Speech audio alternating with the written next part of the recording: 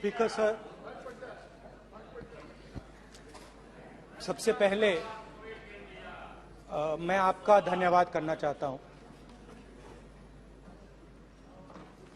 कि आपने मुझे लोकसभा में रीइंस्टेट किया।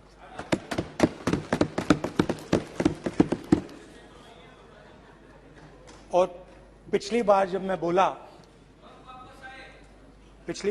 बोला तो शायद मैंने आपको थोड़ा कष्ट भी पहुंचाया, क्योंकि मैंने इतनी जोरों से अदानी जी पे फोकस किया कि जो आपके सीनियर नेता हैं शायद उनको थोड़ा कष्ट हुआ। तो वो जो उनको कष्ट हुआ,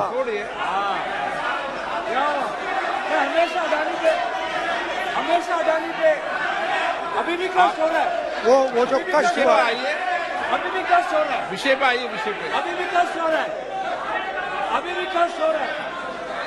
ये देखिए, ये सारे ये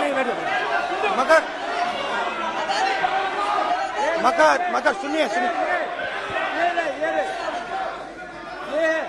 तो वो जो कष्ट हुआ 1 2 3 4 5 उसका असर शायद आप पे भी थोड़ा हुआ। तो इसके लिए मैं आपसे माफी मांगता हूं, मगर मैंने सिर्फ सच्चाई रखी थी। मगर आज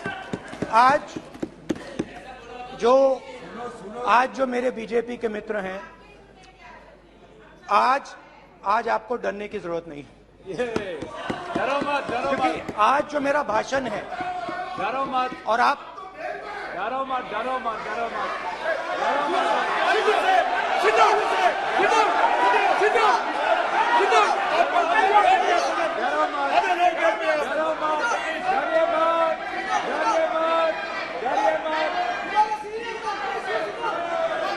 स्पीकर सर, अरे बैठ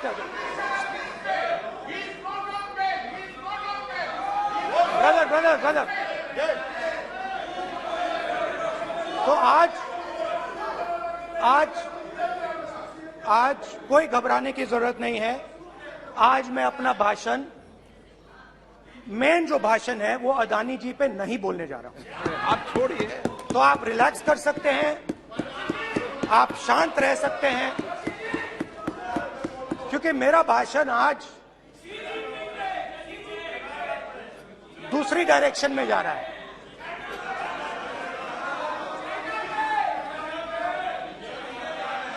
रूमी ने कहा था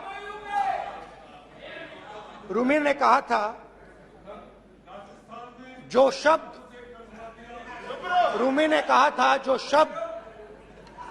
दिल से आते हैं वो शब्द दिल में जाते हैं। तो आज मैं दिमाग से नहीं बोलना चाह रहा हूं, मैं दिल से बोलना चाह रहा हूं।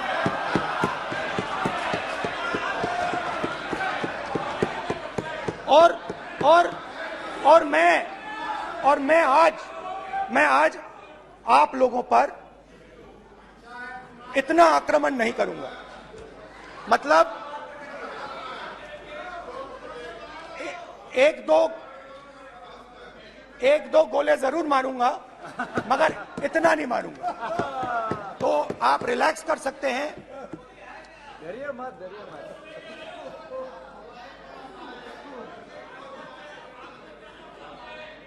अरे रक्षा मंत्री जी आज संभाल लेंगे आप लोग।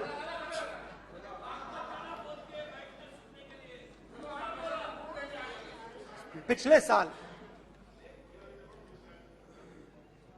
130 दिन के लिए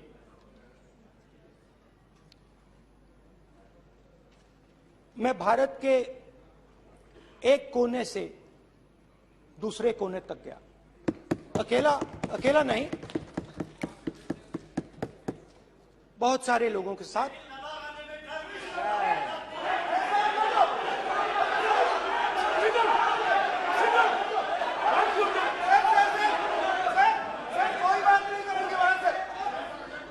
सर, ये हमारा टाइम खत्म करने का साजिश है। प्रधानमंत्री बोलेंगे ऐसे ही होंगे सर। अरे समय निकल गए जबरदस्ती समुद्र अधीर अधीर अधीर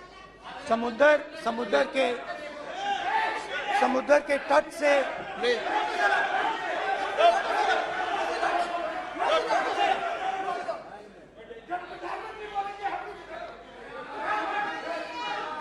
माननीय सदस्य प्लीज प्लीज ऐसे धमकाने का बात की मत बोलो यहाँ पे यहाँ पे बोलिए। आप उधर भी हाँ बोलिए। प्लीज। मैं समुद्र के तट से कश्मीर की बर्फीली पहाड़ी तक चला। नहीं, लद्दाख को मैंने नहीं छोड़ा। यात्रा अभी खत्म नहीं हुई है, यात्रा जारी है और जरूर लद्दाख आएंगे, घबराइए मत। बहुत सारे लोगों ने मुझसे पूछा यात्रा के दौरान, यात्रा के बाद कि राहुल तुम क्यों चल रहे हो, क्या तुम्हारा लक्ष्य क्या है,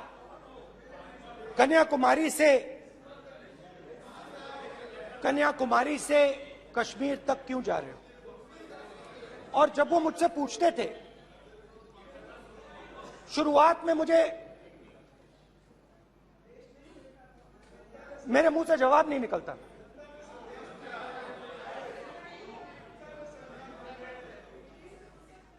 शायद मुझे ही नहीं मालूम था कि मैंने ये यात्रा क्यों शुरू की। जब मैं कन्याकुमारी से शुरू हुआ, मैं सोच रहा था मैं हिंदुस्तान को देखना चाहता हूं, समझना चाहता हूं, लोगों के बीच में जाना चाहता हूं, मगर गहराई से मुझे मालूम नहीं था।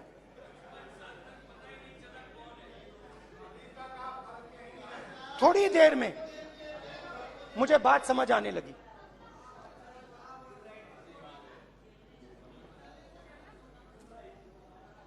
जिस चीज से मुझे प्यार था, जिस चीज के लिए मैं मरने को तैयार हूं, जिस चीज के लिए मैं मोदी जी की जेलों में जाने को तैयार हूं, जिस चीज के लिए मैंने 10 साल हर रोज गाली खाई, उस चीज को मैं समझना चाहता था।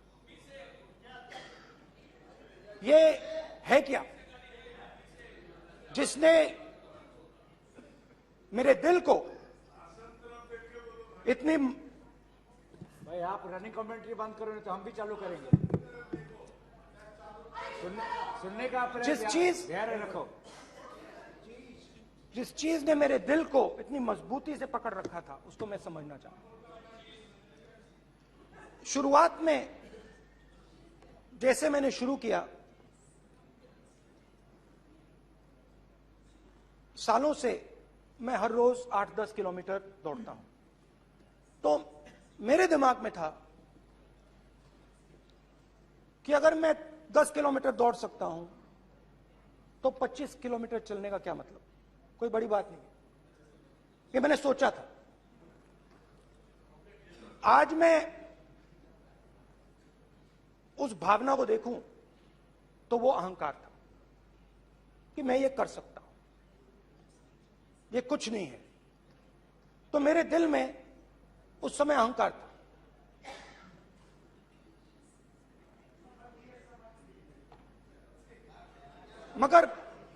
मगर भारत अहंकार को एकदम मिटा देता है, 1 सेकंड में मिटा देता है। तो हुआ क्या, 2-3 दिन में मेरे घुटने में दर्द शुरू हो गया। पुरानी इंजरी थी और जबरदस्त दर्द। हर रोज मैं उठूं और मेरे घुटने में दर्द, हर कदम में दर्द। तो पहले 2-3 दिनों में जो अहंकार था, जो मतलब भेड़िया जो निकला था, वो चींटी बन गई एकदम।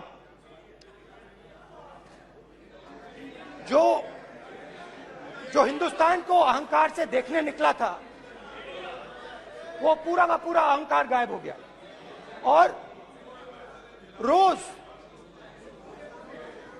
मैं डर डर के चलूं कि क्या मैं कल चल पाऊंगा। ये मेरे दिल में डर था। और जब भी ये डर बढ़ता था, कहीं ना कहीं से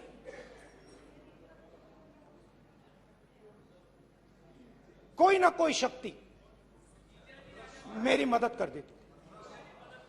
एक दिन मैं सह नहीं पा रहा था, एक छोटी सी लड़की आती है, मुझे चिट्ठी दे देती। मैंने चिट्ठी खोली, 8 साल की थी, उसमें लिखा था, Rahul, I am walking with you, don't worry.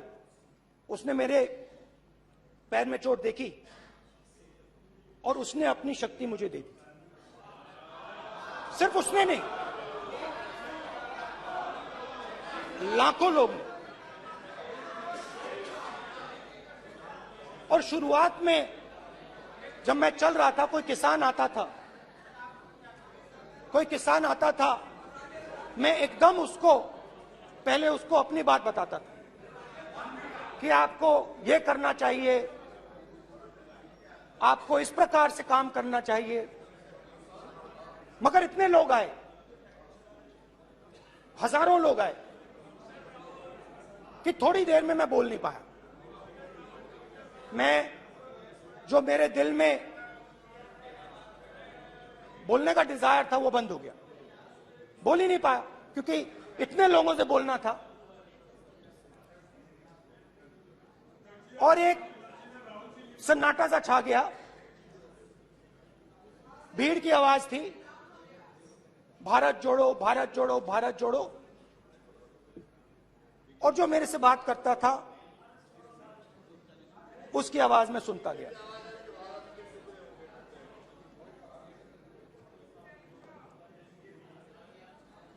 हर रोज सुबह 6 बजे से रात 7-8 बजे तक आम आदमी, गरीब, अमीर, बिजनेसमैन, किसान, मजदूर, सबकी आवाज।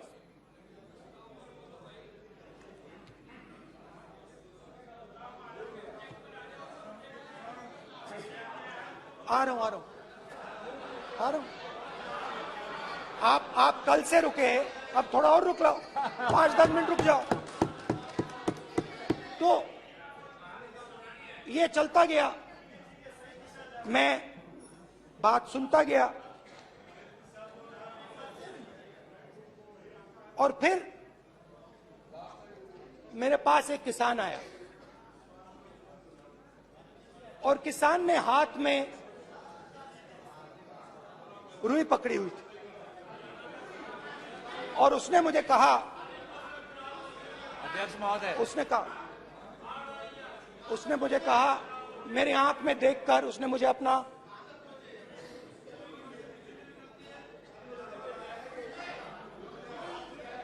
वो रुई का बंडल दिया, और उसने कहा, राहुल जी, यही बचा है मेरे खेत का, यही बचा है, और कुछ बचा नहीं है। मैंने उससे, जो मैं नॉर्मली सवाल पूछता था, भैया आपको बीमा का पैसा मिला, वो पूछा। बीमा का पैसा मिला, वो पूछा। और किसान ने मेरा हाथ पकड़ा। किसान मुझे कहता है कि नहीं राहुल जी, मुझे बीमा का पैसा नहीं मिला, हिंदुस्तान के बड़े उद्योगपतियों ने वो मुझसे छीन लिया। मगर इस बार बड़ी अजीब सी चीज हुई। जब मैंने किसान को देखा और वो मुझसे बोल रहा था, तो जो उसके दिल में दर्द था वो मेरे दिल में आया। जो उसके आंखों में शर्म थी जब वो अपनी बीवी से बात करता था, वो शर्म मेरी आंखों में आई। जब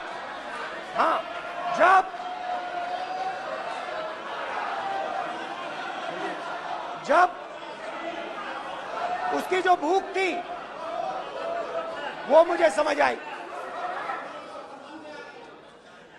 और उसके बाद यात्रा बिल्कुल बदल गई। मुझे भीड़ की आवाज नहीं सुनाई देती थी, मुझे सिर्फ उस व्यक्ति की आवाज सुनाई देती थी जो मेरे साथ बात कर रहा था। उसका दर्द, उसकी चोट, उसका दुख, मेरा दुख, मेरी चोट, मेरा दर्द बन गया। समझने की कोशिश करो।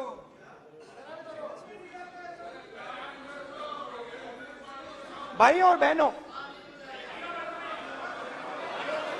लोग कहते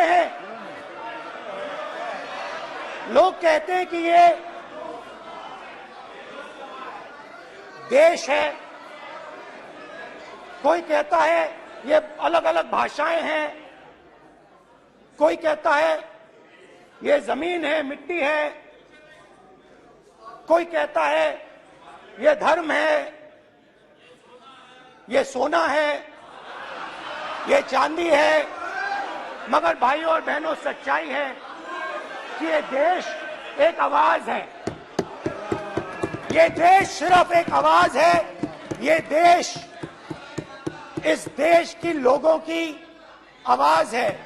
इस देश के लोगों का दर्द है, दुख है, कठिनाइयां हैं। और अगर हमें इस आवाज को सुनना है तो हमारे दिल में जो अहंकार है, हमारे जो डिजायर्स हैं, हमारे जो सपने हैं, उनको हमें परे करना पड़ेगा। जब हम अपने सपनों को परे करते हैं तब हमें हिंदुस्तान की आवाज सुनाई देती है, तब तक हिंदुस्तान की आवाज हमें नहीं सुनाई देती। अब आप कहोगे ये बात मैंने नॉन कॉन्फिडेंस मोशन में क्यों रखी? इसका क्या मतलब है कि भारत एक आवाज है, भारत लोगों का दुख है, भारत लोगों का कष्ट है, मुश्किलें हैं। क्योंकि भाइयों और बहनों,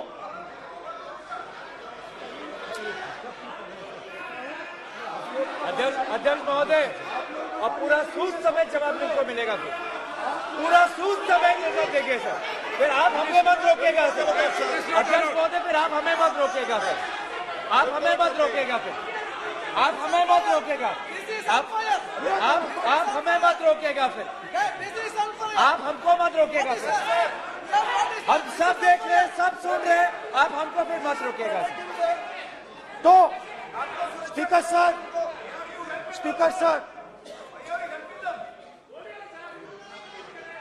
भारत एक आवाज है। भारत इस देश के सब लोगों की आवाज है। और अगर हम उस आवाज को सुनना चाहते हैं, हमें अहंकार को, नफरत को मिटाना पड़ेगा। स्पीकर सर, कुछ ही दिन पहले मैं मणिपुर गया। हमारे प्रधानमंत्री नहीं गए, आज तक नहीं गए, क्योंकि उनके लिए मणिपुर हिंदुस्तान नहीं है।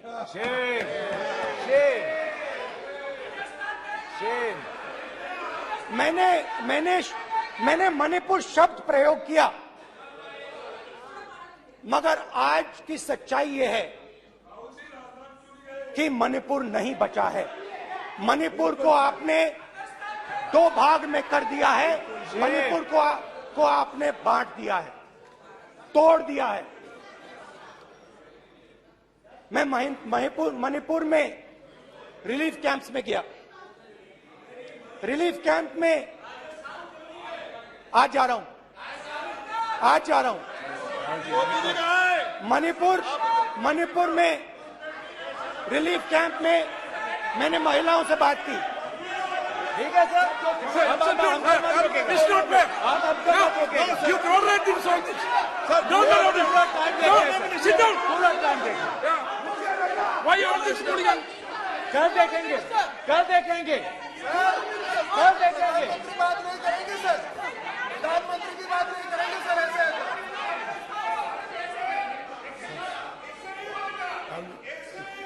सूद समय मैं जवाब मणिपुर मिलेगा। गया और मणिपुर के कैंप्स में मैंने महिलाओं से बात की, बच्चों से बात की, जो हमारे प्रधानमंत्री जी ने आज तक नहीं किया। एक महिला मुझे कहती है, मैंने उनसे पूछा, बहन क्या हुआ आपके साथ? What's this? Why this? Sir कल फिर ऐसा होगा सर, एक एक मंत्री बोल रहे हैं, कल आप बोले एक एक मंत्री खड़े होके बोल रहे हैं, एक एक मंत्री खड़े होके ऐसे कर रहे हैं। एक एक मंत्री खड़े होंगे तो पूरे सांसद खड़े होंगे यहाँ पे, पूरे सांसद खड़े होंगे यहाँ पे। बैठे नहीं है, चुपचाप करिए। कल पूरे सब खड़े होंगे, पूरे सब खड़े होंगे। कल सिर्फ कांग्रेस पार्टी नहीं, पूरा देश खड़ा होगा आपके खिलाफ। तो पूरा देश कल आपके खिलाफ खड़ा होगा। मैं बहुत सारी महिलाओं से बात किया, मगर मैं आपको दो उदाहरण देना चाहता हूं। एक महिला मुझे कहती है, मैंने कहा क्या हुआ तुम्हारे साथ? कहती है, मेरा छोटा सा बेटा, महिला का सम्मान करें प्लीज, ये सम्मान। एक ही बच्चा था मेरा, एक ही बच्चा था मेरा, मेरे सामने, मेरे आंखों के सामने उसको गोली मारी है। मैं पूरी रात, आप सोचिए, आप अपने बेटे के बारे में, बेटों के बारे में सोचिए, मैं पूरी रात उसकी लाश के साथ लेटी रही। झूठ नहीं, झूठ आप बोलते हो, झूठ मैं नहीं बोलता हूं। मैं पूरी रात उसकी लाश के साथ लेटी रही और फिर मुझे डर लगा, मैंने अपना घर छोड़ दिया, जो भी मेरे पास था वो मैंने छोड़ दिया। मैंने उनसे पूछा, कुछ तो लाई होगी? कहती है, नहीं, सिर्फ मेरे जो कपड़े हैं ये मेरे पास हैं। और फिर इधर उधर ढूंढती है और एक फोटो निकालती है और मुझे कहती है, यही मेरे पास अब बची है।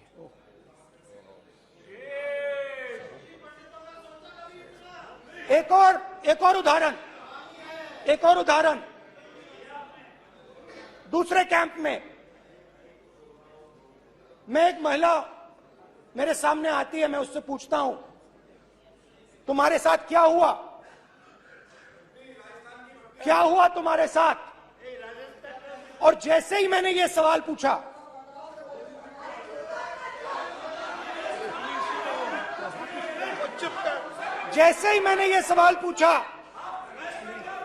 आप महिला का दर्द नहीं सुन सकते, महिला का दर्द नहीं सुन सकते, महिला का दर्द सुनने का आपका धैर्य नहीं है, महिला का दर्द नहीं सुन सकते, महिला का दर्द नहीं सुन सकते।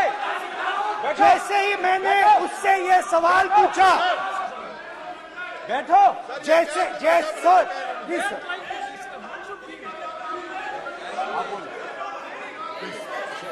शर्म करिए, शर्म करिए। जैसे ही मैंने उससे सवाल पूछा, तुम्हारे साथ क्या हुआ, शर्म नहीं है तेरे को? वैसे ही एक सेकंड में वो कांपने लगी। उसने अपने दिमाग में वो दृश्य देखा और वो बेहोश हो गई। मेरे सामने कांपती हुई बेहोश हो गई। तो ये मैंने आपको सिर्फ 2 उदाहरण दिए हैं। स्पीकर सर, इन्होंने मणिपुर में हिंदुस्तान की हत्या की है, सिर्फ मणिपुर की नहीं, हिंदुस्तान की हत्या की है। इनकी राजनीति ने मणिपुर को नहीं, हिंदुस्तान को मणिपुर में मारा है। हिंदुस्तान को कत्ल किया है, हिंदुस्तान का मर्डर किया है मणिपुर में।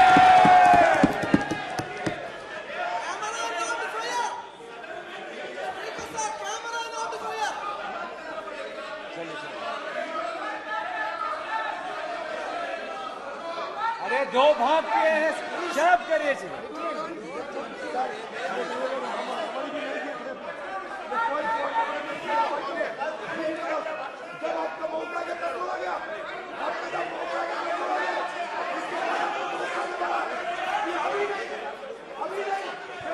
माननीय सभी सदस्यों से कहूंगा शांति रखें, प्लीज प्लीज। मणिपुर, हाँ क्या बोल रहे हैं? अब बोलिए। एक अरे भाई क्या बात है?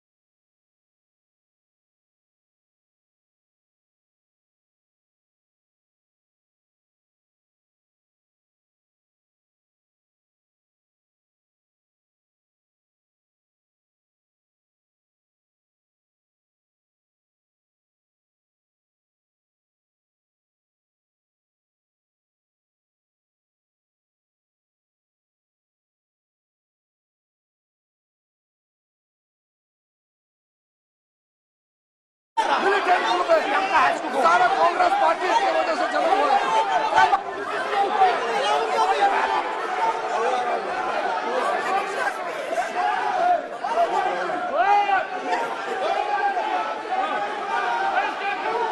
ओके बैक, आजा back back back back back back back back. Hemant सबको पीछे ले आओ। Back back back. Highway highway highway highway highway. हो गया हो गया हो गया। प्रतापन प्रतापन हो गया। बैक आप बैक। भाषण नहीं सुनना चाहते हैं? आप भाषण नहीं सुनना चाहते? प्लीज बैठिए, बैक करो। बैक बैठिए बैठिए बैठिए, प्लीज बैठिए, नीचे आ जाओ। प्लीज बैठिए, नीचे आओ। प्लीज बैठिए। चले चलिए। चलिए अंदर आओ। Jaykumar please please. Okay thank you thank you. सबसे बड़ा thank you please please thank you thank you thank you thank you.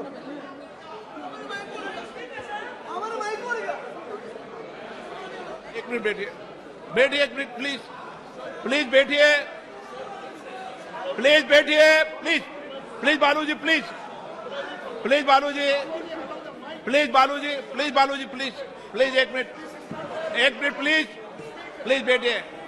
माननीय सदस्यगण, ऐसे नहीं सकते। जिस तरीके का व्यवहार आप टेबल पर आकर कर रहे हैं, इस तरीके से सदन नहीं चलेगा। ये तरीका ठीक नहीं है। जब मैंने किसी को कहा है तो कहा है, ऐसे सदन नहीं चलेगा। आप सदन नहीं चलाना चाहते, अलग बात है। अब अपनी बात कहिए, गलत तरीका ये। नो, ऐसे सदन चलने वाला नहीं है। जो माननीय सदस्य टेबल पर आए उनके खिलाफ कार्रवाई होगी। प्लीज बैठिए बैठिए बैठिए, आप भी बैठिए, आप भी बैठिए। माननीय मंत्री जी, माननीय मंत्री जी प्लीज बैठिए। भारत सदन है, माता, प्लीज बैठिए, भारत माता, प्लीज बैठिए। Please brother. मैं बहुत शांति से सुन रहा हूं, इसका तरीका ये नहीं है उचित हो कि आप टेबल पर आए। नहीं, गलत तरीका ये। आप जैसे मैंने माननीय sir please, please brother please भैया पानी लो। जैसे मैंने भाषण के शुरुआत में बोला, भारत एक आवाज है, भारत हमारी जनता की आवाज है, दिल की आवाज है। उस आवाज की हत्या आपने मणिपुर में की। इसका मतलब भारत माता की हत्या आपने मणिपुर में की।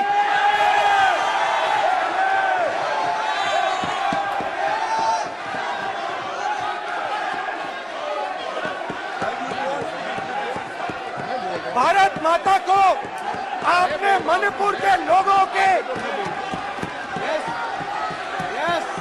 मारा, आपने मणिपुर के लोगों को मारकर भारत की हत्या की है। आप देशद्रोही हो, आप देशभक्त नहीं हो, आप देश प्रेमी नहीं हो, आप देशद्रोही हो। आपने देश की हत्या मणिपुर में की। प्लीज एक मिनट, प्लीज बैठिए, प्लीज बैठिए।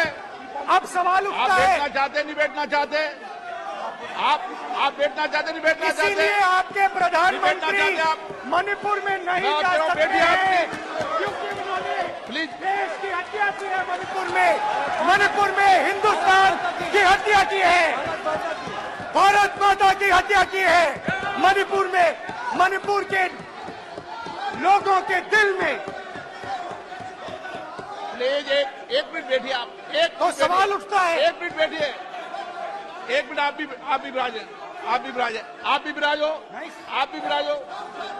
आप बैठिए सही, नहीं बैठिए रहने दो आप बैठिए आप, प्लीज बैठिए आप, प्लीज। आप बोल रहे फिर आप भारत माता के रखवाले नहीं एक हो, मिनट माननीय सर। आप भारत माता के हत्यारे हो। प्लीज माननीय सदस्य, प्लीज माननीय सदस्य, प्लीज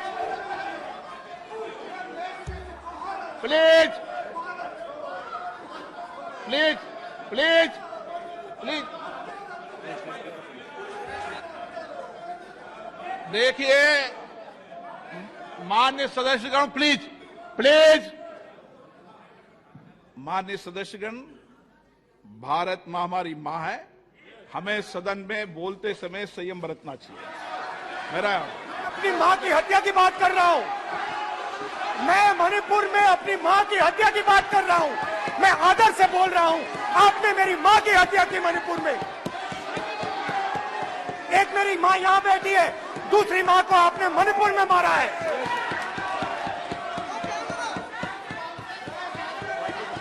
और हर रोज जब तक आप हिंसा को बंद नहीं करोगे, तब तक आप मेरी मां की हत्या कर रहे हो। हिंदुस्तान की सेना मणिपुर में एक दिन में शांति ला सकती है, हिंदुस्तान की सेना का प्रयोग नहीं कर रहे हो, क्योंकि आप हिंदुस्तान को मणिपुर में मारना चाहते हो।